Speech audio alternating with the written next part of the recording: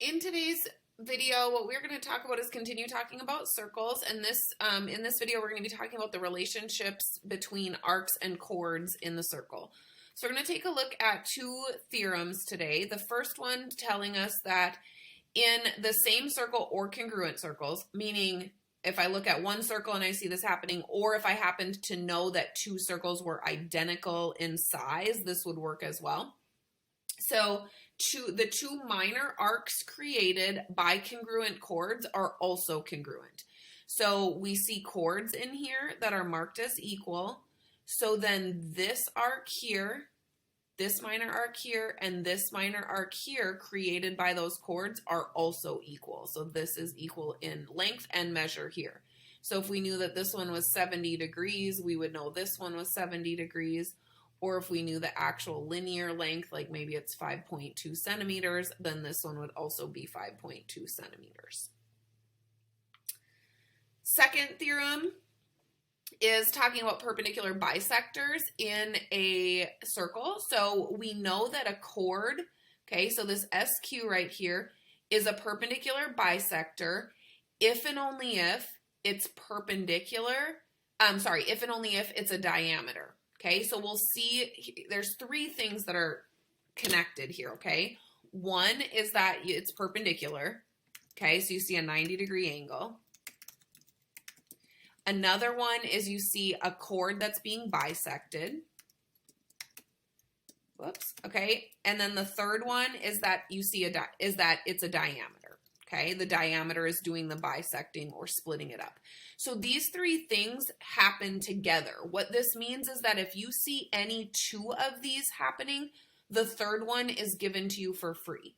So in this first picture, we see a 90-degree angle here. Okay, so we've got the number one covered. And we see a bisected chord. So we've got the second one covered. That means that we get this one for free. So in this first one, this means that SQ is a diameter. Okay, that's what we find out in this first diagram, is that SQ is in fact a diameter. It goes through the center. Okay, in this second picture here, we see the diameter. We see that EG is going through the center. So we've got number 3 covered. We also see a 90-degree angle, so we've got number 1 covered. So what we get for free is that the chord is being bisected, okay? So this is our free information here, is that this chord is bisected. So FH is equal to HD is what we figured out, or the chords are congruent. Okay, so any two of those, the third one is free. So let's take a look at a couple examples here. So find the measure of the red arc or chord. So we're looking for this length right here. So a couple of things to look at. So this looks like the theorem we just talked about because I'm seeing a 90-degree angle and I'm seeing a diameter. So let's go back for a second. So I see a 90-degree angle and I see a diameter. That means that I'm getting the bisected chord for free. So that means that this chord right here is being bisected, meaning this piece is congruent to this piece, which gives us our answer of 4. Example number 2. Okay, doesn't look anything like 1. We don't see a 90-degree angle. We don't see a diameter or anything. So this one's probably using our first theorem, which talked about congruent chords. So take a look in here and you see that this chord right here is congruent to this chord here.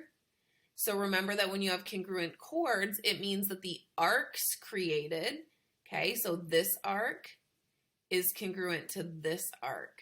So those two arcs are the same measure. Well, we don't have anything written for this one, so we can't just steal the answer, but what we do have is this one. Okay, so we have this piece, and we know that these two pieces are the same. So the total degrees in a circle is 360. So if I subtract off the given 100, I'd have 260 degrees left for these two arcs. Okay? And since we know that they're exactly the same, I can just divide that into 2 equal pieces to figure out how big each chord or each arc is. So 130 degrees for that missing red arc.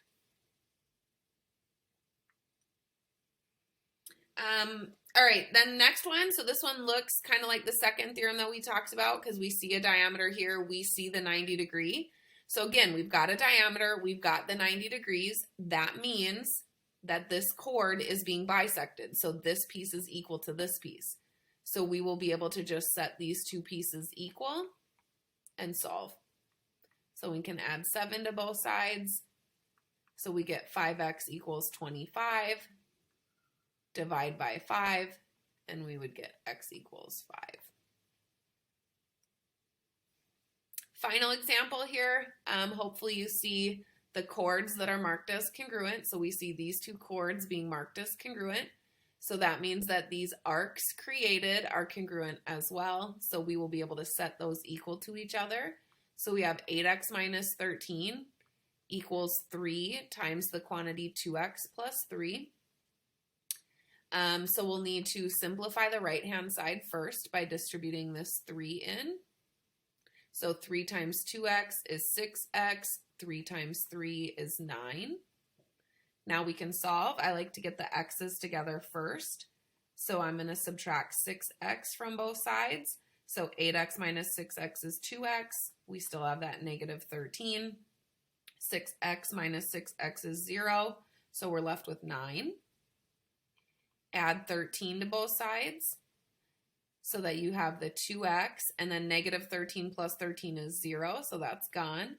9 plus 13 is 22. Divide by 2 and get x equals 11.